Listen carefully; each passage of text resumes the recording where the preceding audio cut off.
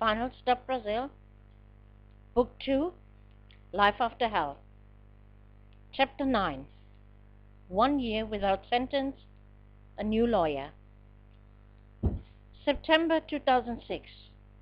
For a month I was now living with Sheila and Tati, and could not complain. We respected each other. There were some differences of opinion, but we carried them out directly and not behind the backs of others. I even gained back some self-confidence.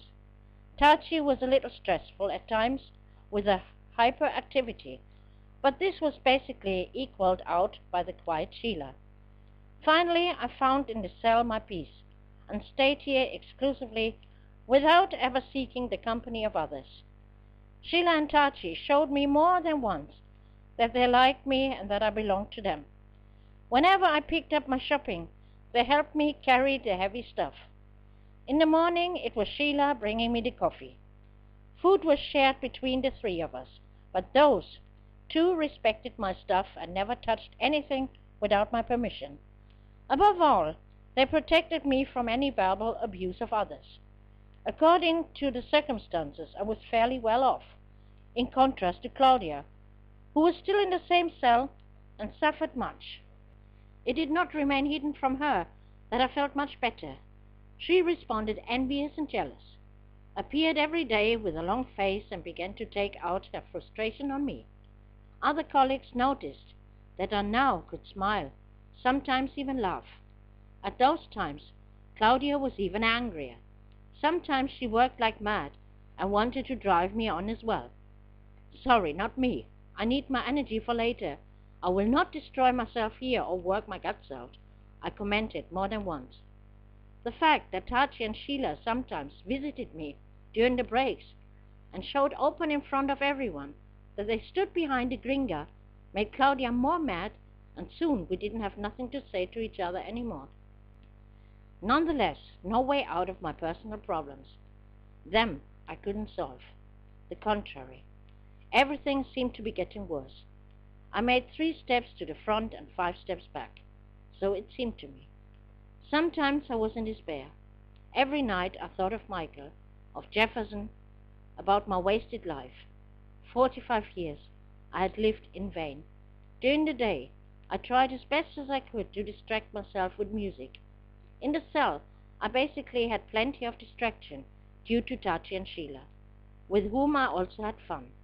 Tati simply had a way of sweeping others away with her. I also read my way through across the library, German, English, Brazilian and Spanish books, and watched rather less television. But all this did not mislead the fact that I couldn't overcome my sadness of hearing nothing more of Michael for months, neither of him nor the Youth Welfare Office. My letters were not answered. I almost feared the worst. What if something actually happened to Michael, and no one wanted to inform me, by the knowledge that it was wrong to bring him to Germany? People were ashamed of their act. I just felt powerless and helpless. There was nothing I could do. Even my mother wrote to me no more, nor Rosie. She had warned me before that she didn't like writing letters, but in Arusha I had received regular mail of her. Why not now? She was taking care of my book. Was this not somehow a moral obligation to keep me informed? Every day I waited eagerly for mail, but nothing happened. Not even from my lawyer, Mrs. Bishop, I heard anything, nor of the consulate. A year and a month I was now in detention without trial. My ad had still not been placed, and my hopes sank in every respect. I neither knew whether I was receiving social assistance for the month of July, nor did anyone take care of clothes for me. It was still winter and sometimes bitter cold. This Mr. Sturm from the consulate seemed to live out fully his personal resentment. But who needed him? I just asked myself how my freedom would look like one day, without clothes, without purpose, without target, without anyone.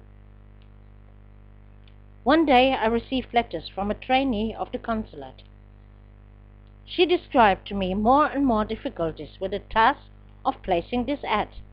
I seriously wondered whether she was too stupid or just wanted to be stalling time. It couldn't be so hard to place a simple ad. Since I had all the time in the world, I replied patiently each of her letters and agreed with everything if she would only place at last this ad. I didn't care about the price. Found it just a bit strange that only I, who sat inside here in jail, had to be the one giving her the names of the newspapers where she should try it. Typical. These people of the consulate were living here in their small German office world, and what was going on around them didn't interest them. I had not to be interesting for them. Only exception was Mr. Schweitzer, who disappeared and was never to be seen again. And that's why these consulate people were so much insensitive with us prisoners. In her next letter, the trainee sent me a form I should fill out. A telephone and a CPF number were required. Of course, I could offer none of the both. I had neither a telephone nor did I know what a CPF number was for. The notice of this trainee that I couldn't place this ad without this information made me angry. Then she should go, damn it, get those numbers from somewhere, because she should actually know that I couldn't serve with it. But this was once more the German death stallion neighing here. Unexpectedly, my new Portuguese teacher, prisoner like all of us, came to help me out here. Some days before, she invited me in her cell, where I described my problems to her and why it made no sense for me to return to Europe. I would love to stay in Brazil. Then get married here, she had advised me. Nothing I'd like to do more, but I will not marry a prisoner, and that's why I'm not following what the others do, corresponding with male prisoners. Unfortunately, I don't have a chance to get into contact with men inside here. Well, at least not decent men, I told her. I'll help you. She decided and did it. First, she asked me for the form, filled in her home telephone number and her own CPF, Brazilian ID number. Then she gave her family on the phone order to place a personal ad on the internet for me. 1 week later, Julia, my Portuguese teacher, helped me again when she asked if I was already convicted. I said no and told her of my attorney, who cared a damn. It's time that you change the lawyer, isn't it? She suggested. The next day, I spoke with Dr. Wesley, who listened to my story in a speak-through version and initially asked for 200 reais. The amount seemed almost a joke compared to what this woman, Mrs. Bishop, demanded. The additional fee for him I would pay off my self-earned money, but the 200 reais I let the consulate remit directly to him. Dr. Wesley seemed to have some doubts whether I had the money, because he said that he would not start his work without the receipt of the money. That same day I wrote Mr. Sturm in short and concise words that he should transfer the money immediately to my new attorney. With that immediately, Mr. Sturm wasn't too accurate, as he left it full 2 weeks. It was just my lifetime running away. In between, the worry about Michael gnawed at me, but also about my mother. Perhaps she was ill and could not write. The answer to this question, however, I got faster than expected. Thus, at least, had one worry off my shoulders, for I received a short letter from Mr. Waldman, announcing more or less that he wanted to come visit me, but did not know when, because this would be decided by the consulate. Incidentally, he sent me nice greetings of my mother, with whom he phoned again. I was sitting here being concerned, and she phoned happily with Mr. Waldman. What kind of thing was that? Didn't she have time to write me? 2 days later, I received a letter of the trainee by the consulate, informing me that she could not place my ad, because neither the CPF number nor the phone number was mine. That could not be true. This had been obvious before, but, however, I strongly doubted that the newspaper office really cared where these numbers came from, as long as the money was paid. I really did feel pranked by this consulate club, and demanded that my balance was paid into my account here in jail, because I had no confidence in the German consulate anymore. Thus, my anger boiled really high, and I wrote an angry letter to my mother, asking her why she preferred to call a totally stranger who had absolutely no idea how I was instead of writing to me. I clearly expressed my disappointment also about the fact that she seemingly didn't give a damn what happened to her grandson, Michael. He is also your grandchild. I appealed to her and described that I was in greatest worries because I didn't hear anything, not only of Michael, but also of the social services. I pleaded on her to get in touch with the youth office to find out something and hopefully give me some news in her next letter, and could tell what was going on. My writing, anger, could not be stopped, so I went hard to task with Rosie, asked her to let me know directly if she wished to break off contact with me because she had not responded any of my letters. If this were the case, I asked her to describe briefly what would happen to my book. I am so tired of waiting every day for mail that doesn't arrive. It is better for me to know that no more will come, then I need no longer wait and hope. I made my message clear. The next letter I wrote was much softer, but it got to my heart. I wept openly for the first time in the cell. In the presence of Tati and Sheila, my tears were running. After much inner struggling with myself, I decided to write to my former neighbors and friends in Hamburg, Kadri and Ahmed. Their address was stored in my head, since it had been my old address. I explained to them what had happened to me, and especially to Michael, and that I was now extremely concerned for my child. I simply could not imagine that Michael broke up the connection with me by his free will. Even as I wrote, my conviction was growing that something had happened to him, but this no one would tell me. I sobbed continuously while I begged Kadri and Ahmed in this letter to help me. Sheila and Tati found no way of comforting me that night. A week later, my new attorney, Dr. Wesley, came to see me. It was only a short visit to sign the authorization for him. However, he promised to come back in a week. The next day, I was called away from work, got my transit paper with the remark, "Advogado." This certainly is more lawyers than I can stand, I thought in silence. Greeted Mrs. Bishop quite cool and reserved, but mentioned nothing about the new lawyer. What she told me then, however, struck the ground from the bat. They had arrested Chris in Pakistan with 920 kilo of heroin. I was stunned. Suddenly I realized what he had to expect. I let out a cheer. God is great. He will never regain his freedom for the rest of his life if he doesn't even face the death penalty. Mrs. Bishop looked at me in horror. She realized how much hatred had built up inside me against Chris, the man who destroyed my life and Michael's once and for all.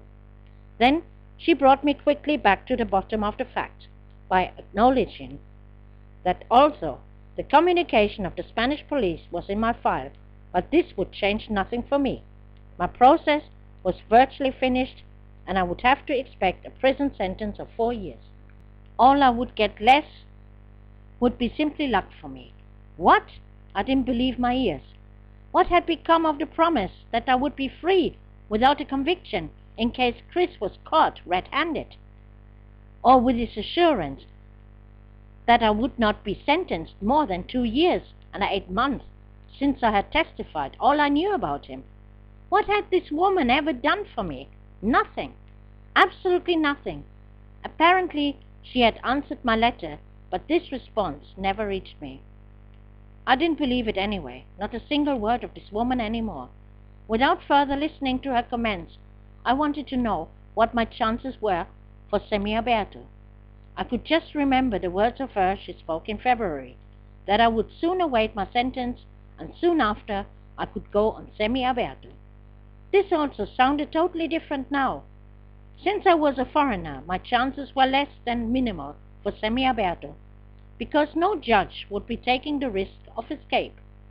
Sure, the woman saw not a single penny of me, which was ultimately not my fault, and therefore she did nothing for me. Finally, I asked her if she spoke again with Luciano, as she had promised. She said no, but I didn't care. This chapter was, like so many chapters in my life, closed once and for all. The rest of the day I had to collect my thoughts, Chris arrested in Pakistan, and with an insane amount of hard drugs.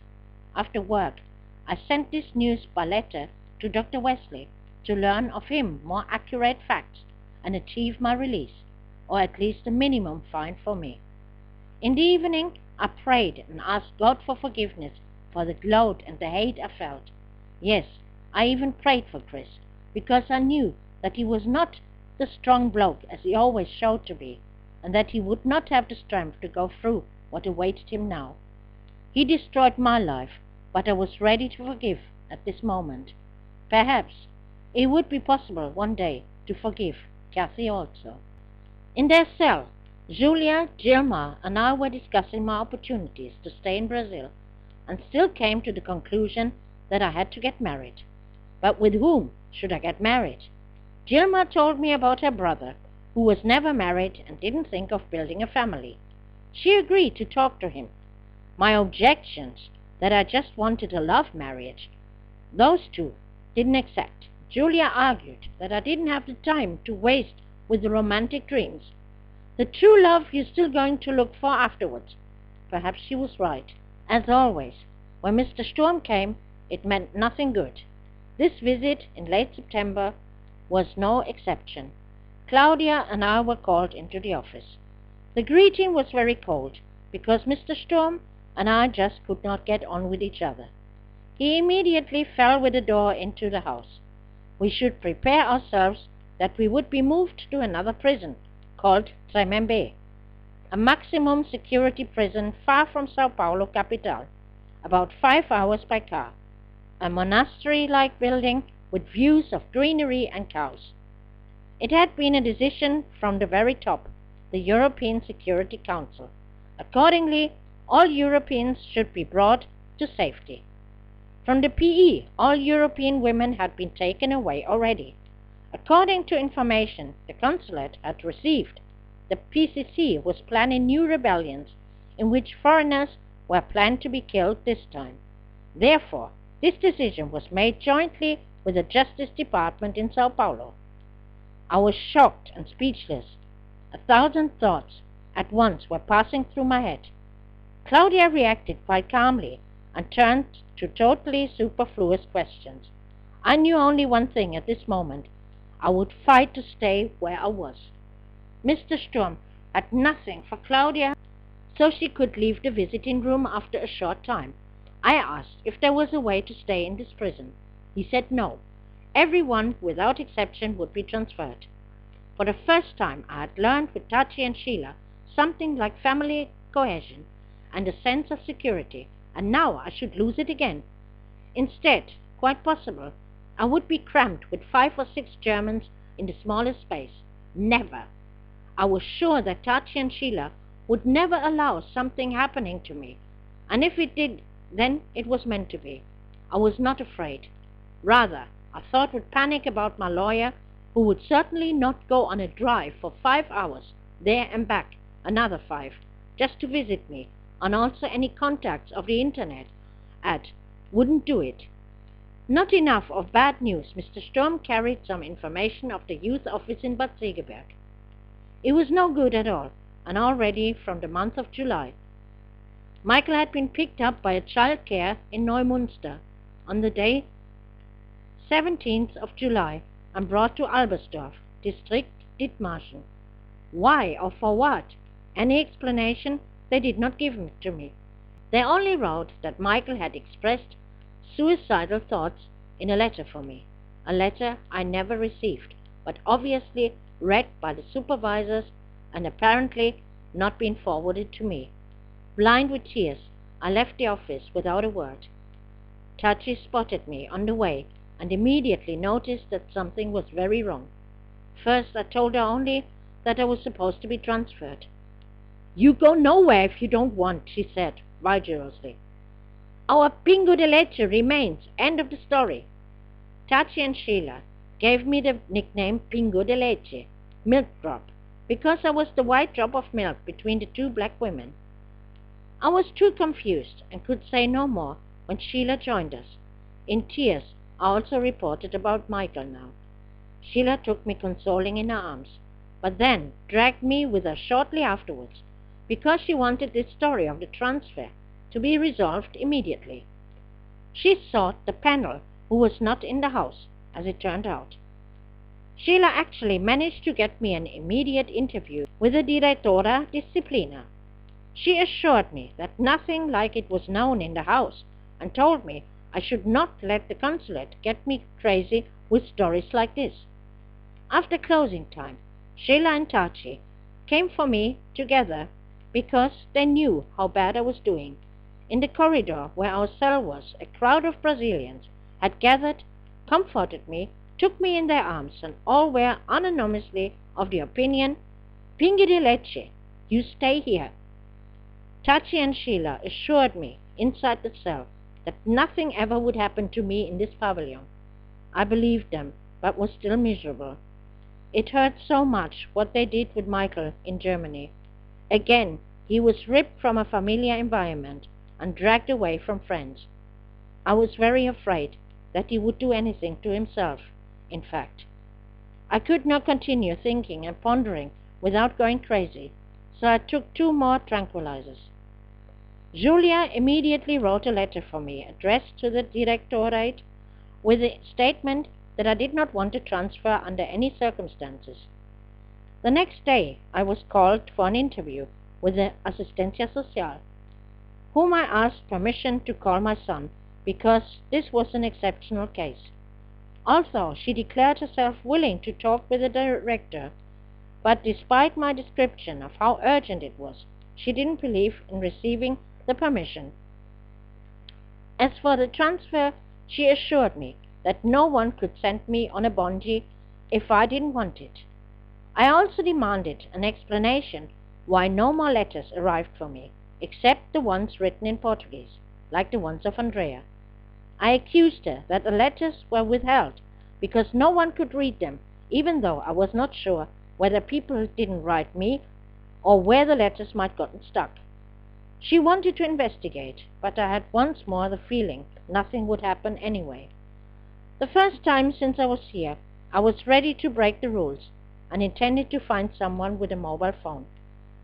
Again, I wrote numerous letters to the home management of the place where Michael was. To Michael himself, to the consulate, to my mother. I tried to convince her once again that she couldn't simply close her eyes to the problems her grandchild Michael was facing, and threatened her, in case something happened to Michael, that I would do something to myself as well. To the Youth Welfare Office, I complained officially about Michael's guardian, who deliberately destroyed my son's life by pushing him from one place to another. To find someone with a cell phone proved to be extremely difficult, practically impossible. Since the last blitz, they had been greatly reduced, and a connection to other countries certainly could not be done. The nights I could only pass with tranquilizers. At the end of September, I was taken a second time to the hospital. Due to the advice of a Brazilian surgeon, the surgical removal of my abscess should be made, since, so his diagnosis, the tumor grew more and more inward. To the police officer who accompanied me, he explained that an examination by a gynecologist should be done as soon as possible to determine how far the tumor had already spread in the abdomen. Fear I had then only to the extent that it left many scars, and I never was able to show myself to a man. Then finally all hopes for a new life with someone could be buried.